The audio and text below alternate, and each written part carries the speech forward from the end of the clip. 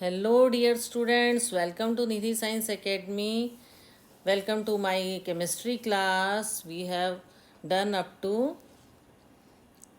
Hyper conjugation. अब थोड़ा सा इंट्रोडक्शन छोटा सा बता देती हूँ. हमने क्या पढ़ा था? रेजोनेंस पढ़ा था, जिसमें delocalisation of pi electrons of double bond के पाई इलेक्ट्रॉन्स का डी लोकलाइजेशन होता है रेजोनेंस में. और हाइपर कॉन्जुगेशन में क्या होता है? हाइपर कॉन्जुगेशन में delocalization of sigma electron through overlapping of p orbitals of double bond with sigma orbital of single bond. Okay, यही हमने किया था. स्ट्रक्चर ध्यान आ गया होगा, देख लीजिए एक बारी. इस तरह से है ना, सिग्मा बॉन्ड का एडजेसेंट बॉन्ड के साथ इसके पाई बॉन्ड का ओवरलैपिंग हो जाता है. Okay. Application of hyper conjugation. अब हम पढ़ेंगे कि हाइपर कॉन्जुगेशन कहाँ कहाँ यूज़ आता है. Relative stability of carbocation. Hyper conjugation कहाँ पॉसिबल है? जहाँ पे पॉजिटिवली चार्ज कार्बन एटम है और एक एम्प्टी पी ऑर्बिटल है. For example, let us we can consider ethyl cation. We can consider ethyl cation. इसमें क्या होगा? एक CH बॉन्ड जो होगा मिथाइल ग्रुप का होगा. ठीक है, मिथाइल ग्रुप का जो CH बॉन्ड होगा वो एम्प्टी पी ऑर्बिटल्स के साथ, है ना, can align in plane of empty p orbital. Okay. और जो इलेक्ट्रॉन है CH बॉन्ड को प्लेन में करते हैं वो पी ऑर्बिटल से पी ऑर्बिटल के साथ डीलोकलाइज्ड होंगे एम्प्टी पी ऑर्बिटल में. देखिए एक बार मैं दिखाती हूँ. जैसे ये मिथाइल ग्रुप है, इसको बनाती हूँ तो ज़्यादा क्लियर होगा. ओके, ये H हो गया, है ना.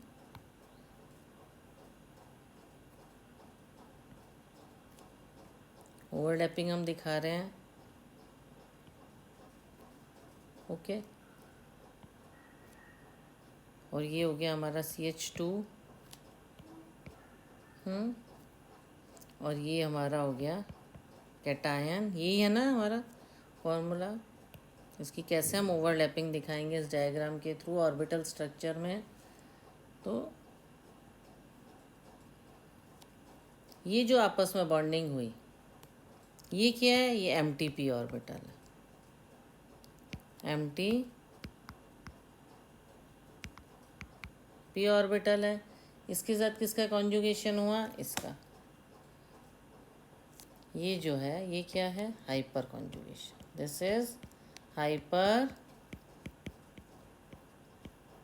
कॉन्जुगेशन.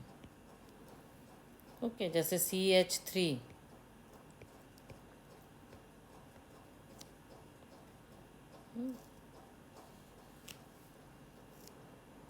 और ये हो गया CH2.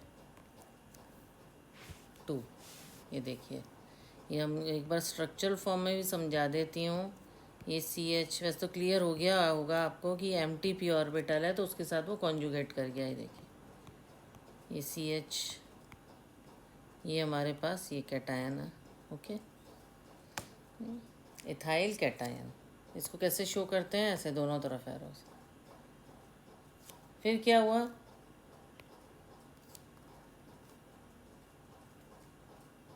अब क्या होगा? पहले भी बताया था, ये यहाँ पे डबल बॉन्ड आ जाएगा. तो नेक्स्ट में क्या होगा? यहाँ कोई बॉन्ड नहीं रह के यहाँ डबल बॉन्ड आ गया. ओके.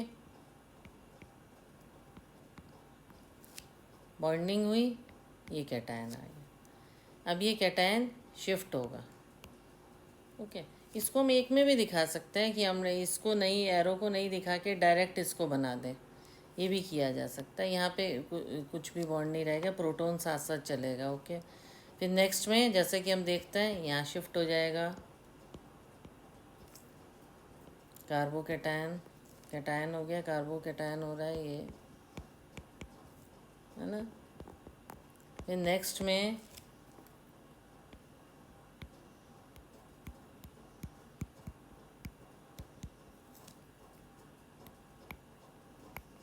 ये नीचे शिफ्ट हो जाएगा। इस तरह से इसका स्ट्रक्चर हाइपर कॉन्जुगेशन होएगा। जितना लार्जर नंबर होगा एल्काइल ग्रुप का पॉजिटिवली चार्ज इलेक्ट्रॉन से, और उतना ही ज़्यादा हाइपर कॉन्जुगेशन इंटरेक्शन होगा इससे, और उतना ही स्टेबलाइजेशन होगा कैटायन से। ओके, तो इस तरह से ये शिफ्ट होता जाएगा। जैसे इसमें भी देखो कैसे कैटायन शिफ्ट हुआ था ना, यहाँ था, ओके, फिर ये इस साइड शिफ्ट हुआ, फिर वो नीचे, ऐसे करके इसके हमने कॉन्जुगेटेड स्ट्रक्चर बनाए थे, वैसे ही इसमें भी बनाए। ओके, इसीलिए ये CH3 CH2+। जब हम इसका डायग्राम बनाते हैं, ओके, फिर क्या, कार्बन में 2 H हैं, तो यहाँ शिफ्ट होएगा तब होगा। अगर मैं 1 मिनट आपको लुईस स्ट्रक्चर से भी अगर क्लियर करूँ, 1 मिनट, इसी चीज़ को, इसको भी हटा देते हैं अगेन।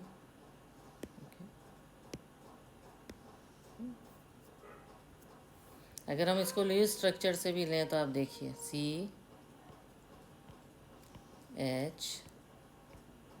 ठीक है, ये 4 होते हैं कार्बन की वैलेंसी, डन। उसके बाद ये C है,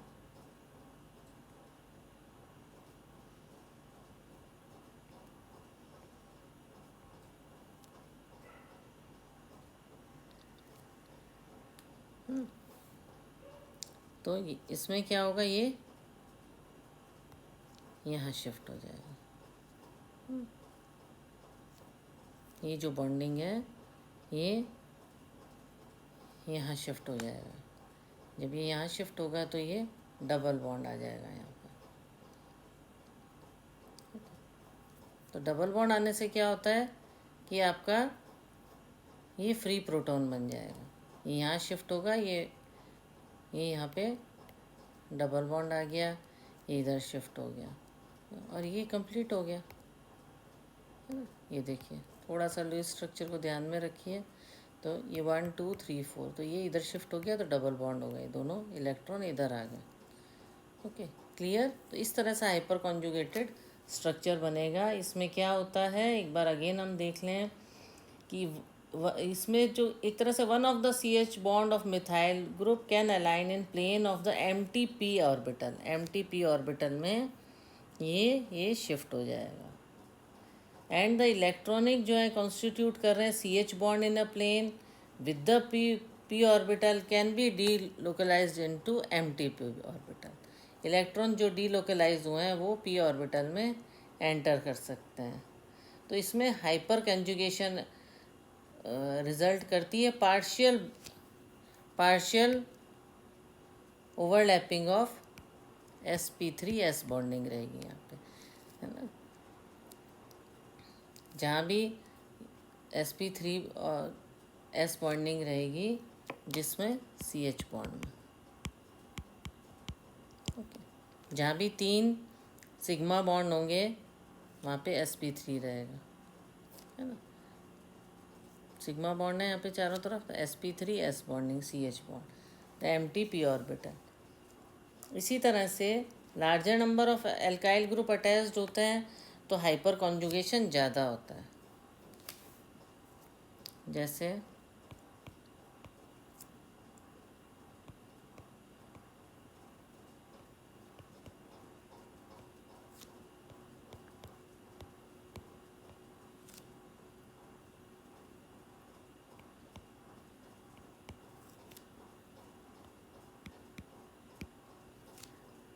CH3 CH2,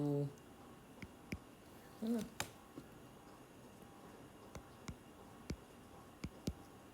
तो इस तरह से stability of carbocation decreases.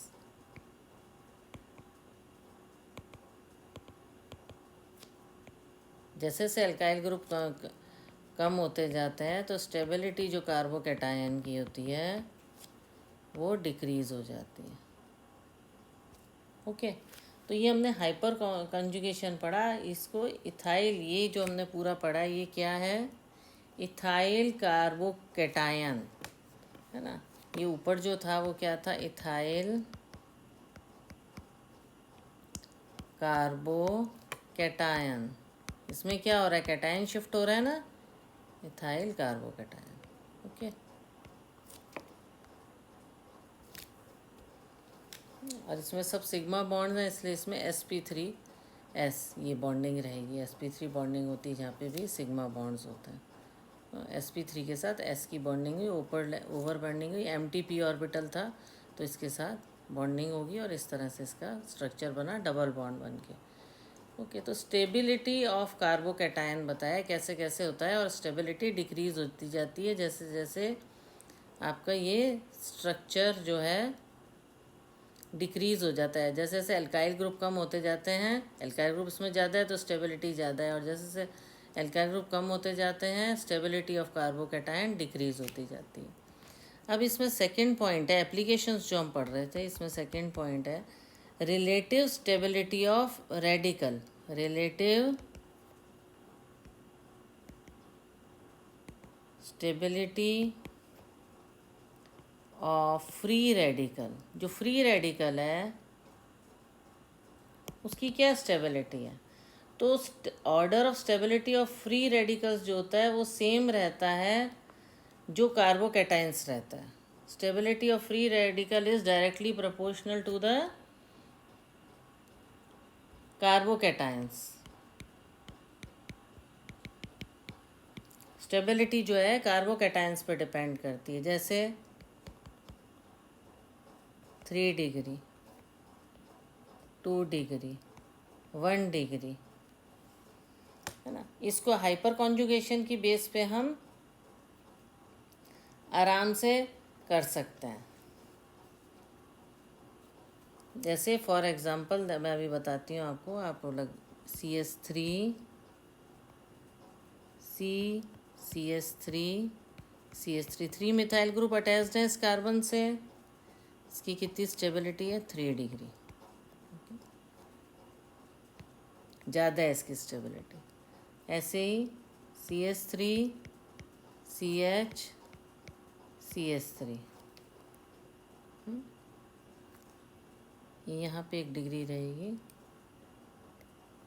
2 alkyl group लेते हैं तो 2 डिग्री। ओके, सी कितनी रहेगी, CH3 CH2 1 डिग्री, है ना। स्टेबिलिटी जितनी फ्री रेडिकल की रहेगी वैसे ही कार्बोकैटायंस की रहेगी। ओके, इसकी 3 डिग्री रहेगी स्टेबिलिटी, 3 तरफ से एल्काइल ग्रुप से घिरा है। नंबर ऑफ एल्काइल जो कार्बन एटम में जो ऑड इलेक्ट्रॉन्स कैरी करते हैं, और जितना ही डीलोकलाइजेशन होगा ऑड इलेक्ट्रॉन्स का उतना ही मोर स्टेबल होएगा, है ना, एल्काइल फ्री रेडिकल। ऐसे ही इसकी 2 डिग्री रहेगी, इसकी 1 डिग्री। क्लियर, ये वाला तो बहुत इजी है। किसी को भी कुछ भी क्लियर नहीं हो रहा है, कोई भी टॉपिक क्लियर नहीं हो रहा है तो मैं उसे दोबारा से नेक्स्ट क्लास में ले लूँगी। तो आप ज़रूर कमेंट करके प्लीज़ बताइएगा कि मैम ये टॉपिक हमें क्लियर नहीं हुआ है, हमें एक बार दोबारा से इसको पढ़ना है। आप बताओगे तभी मेरे को पता पड़ पाएगा कि वो क्या चीज़ क्लियर नहीं हुई है, और उसको दोबारा से पढ़ना चाहेंगे तो दोबारा भी पढ़ सकते हैं। मेरे वीडियोस में भी देख सकते हैं, डिस्क्रिप्शन बॉक्स में वीडियोस में भी दोबारा से सुन के क्लियर कर सकते हैं। फिर भी नहीं क्लियर हो सकता है तो you can write in the comment box to please again explain this ma'am. Okay, अब नेक्स्ट है, हम क्या पढ़ रहे थे, एप्लीकेशन। दोबारा मैं आपका ध्यान दिला, हम पढ़ रहे हैं एप्लीकेशन ऑफ हाइपर कॉन्जुगेशन। तो पहले हमने पढ़ा रिलेटिव स्टेबिलिटी ऑफ कार्बोकैटायन, फिर relative stability of free radical, अब हम पढ़ेंगे रिलेटिव स्टेबिलिटी ऑफ एल्कीन। तो स्टेबिलिटी जो एल्कीन की है वो भी हाइपर कॉन्जुगेशन की बेस पे ही की जाती है। तो जितना स्टेबिलिटी ऑफ एल्कीन किस पर डिपेंड करता है, directly proportional to number of alkyl group. मैं शॉर्ट में लिख रही हूँ, इसको ऐसे भी लिख सकते हो, greater the number of alkyl group attached to the carbon atom the greater the stability will be the greater. तो मैं इसको डायरेक्टली प्रोपोर्शनल करके रख रही हूँ जिससे कि माइंड में सेट हो जाए। तो हम एग्जाम्पल में एल्कीन्स लेते हैं। ओके, एल्कीन्स में हमने लिया ये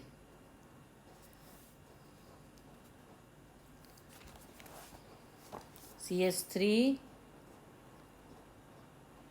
मैं एक बार डायग्राम बनाती हूँ, आप साथ साथ बनाइए।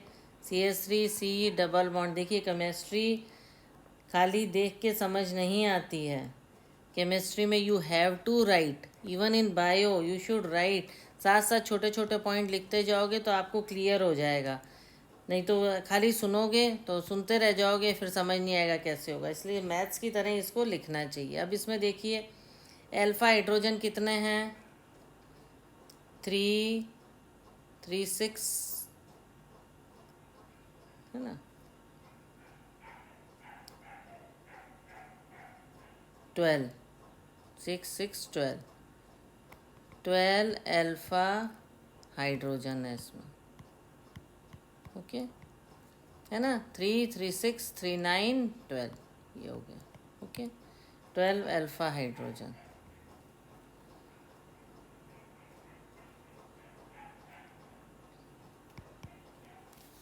फिर दूसरा डायग्राम हम बनाएंगे CH3। हमें बनाना एल्कीन में ही है डायग्राम। ओके, एल्कीन मीन्स, और you have already study double bond. Okay, ये कितने हैं, 9 अल्फा हाइड्रोजन। ओके, और देखते हैं एक और वो लेते हैं, C double bond C CH3H। Okay, CH3H। How many hydrogen atom? Yes, अपनी कॉपी में लिखिए, कमेंट बॉक्स में लिख के बताइए कितना हाइड्रोजन एटम है। It is 6 alpha hydrogen, 6 alpha hydrogen.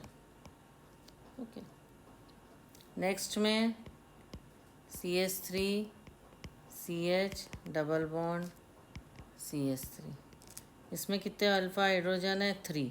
देखो डबल बॉन्ड से साथ अटैच्ड है, उनको अल्फा नहीं बोला जाएगा, 3 अल्फा है ना। ये डबल बॉन्ड के साथ डायरेक्टली अटैच्ड है, उनको नहीं, इनको 6 गिना जाएगा, इनको गिना हमने। ठीक है, यहाँ पे हम खाली इसको गिनेंगे, डबल बॉन्ड अटैच्ड है उसको नहीं गिनेंगे। यहाँ पे हम इन हाइड्रोजन को गिनेंगे, डबल बॉन्ड से अटैच्ड को नहीं गिनेंगे। That's how you have to count. ठीक है, अब हमने ये एल्कीन्स का स्ट्रक्चर बनाया, तो हम क्या देख रहे हैं, जितने नंबर ऑफ अल्फा हाइड्रोजन होते हैं, number of alpha hydrogen is equal to number of hyper conjugation structure. Hyper conjugation structure उतने ही बनेंगे जितने आपके अल्फा हाइड्रोजन होंगे। समझे? जैसे हमने अभी क्या बनाया था, एक एग्जांपल मैं बता ही देती हूँ ऊपर से। जितने अल्फा हाइड्रोजन होंगे उतने ही स्ट्रक्चर बनेंगे, है ना। जैसे 4 हैं अल्फा हाइड्रोजन, इसमें 4 हैं अल्फा हाइड्रोजन, तो 4 ही हमारे कॉन्जुगेटेड स्ट्रक्चर बनेंगे। ठीक है, sp3 बॉन्ड किया है ना, और भी पहले भी एग्जांपल कराए थे। तो जितने अल्फा, तो greater number of hyper conjugation structure जितना होगा, more stable is the alkene. जितना ग्रेटर नंबर होगा,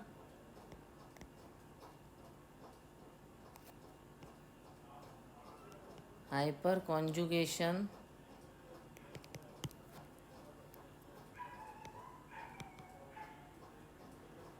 स्ट्रक्चर का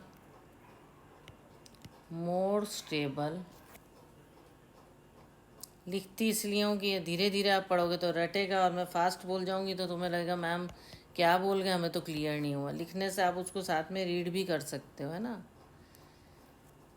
पहला है जितने नंबर ऑफ अल्फा हाइड्रोजन होंगे उतने हाइपर कॉन्जुगेशन स्ट्रक्चर बनेंगे। जैसे इसमें ये तो हमने एक्सप्लेन करने के लिए इतने बनाए थे, नहीं तो कितने स्ट्रक्चर हुए, 4 स्ट्रक्चर हुए। तो जितने स्ट्रक्चर होंगे उतने ही 4 अल्फा हाइड्रोजन है, तो इसमें 4 ही वो बनेंगे, 3 4 हाइपर कॉन्जुगेशन स्ट्रक्चर बनेंगे। ओके, तो number of alpha hydrogen is equal to number of hyper conjugation structure, और greater number of hyper conjugation structure is, जितने ज़्यादा हाइपर कॉन्जुगेशन स्ट्रक्चर होंगे उतनी स्टेबिलिटी होगी। तो नंबर ऑफ अल्फा हाइड्रोजन से ही हमें काफ़ी कुछ क्लियर हो जाता है। तो जैसे एक हाइपर कॉन्जुगेशन स्ट्रक्चर है,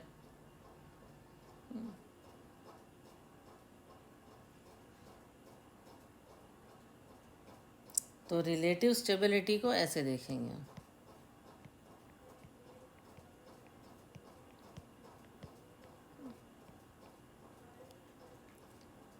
देयरफॉर द रिलेटिव, ये रिलेटिव स्टेबिलिटी दिखाई है इसमें।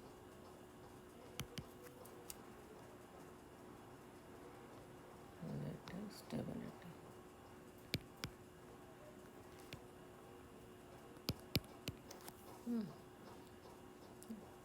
तो उस हिसाब से स्ट्रक्चर बनता जाएगा। तो इस तरीके से हमने इस टॉपिक की एप्लीकेशंस पढ़ ली। एप्लीकेशन ऑफ हाइपर कॉन्जुगेशन पढ़ लिया, जिसमें हमने relative stability of carbocation, relative stability of free radical, है ना, रिलेटिव स्टेबिलिटी ऑफ एल्कीन, इनको आप अगेन अगेन पढ़िए। और कुछ भी क्लियर नहीं होता है तो उसको वापस डिस्क्रिप्शन बॉक्स में जो मेरे वीडियोस दिए हुए हैं, वो पुराने वीडियोस भी देख सकते हैं, और इसी वीडियो को दोबारा देखिए, और मेरे चैनल को लाइक कीजिए, सब्सक्राइब कीजिए और शेयर कीजिए। थैंक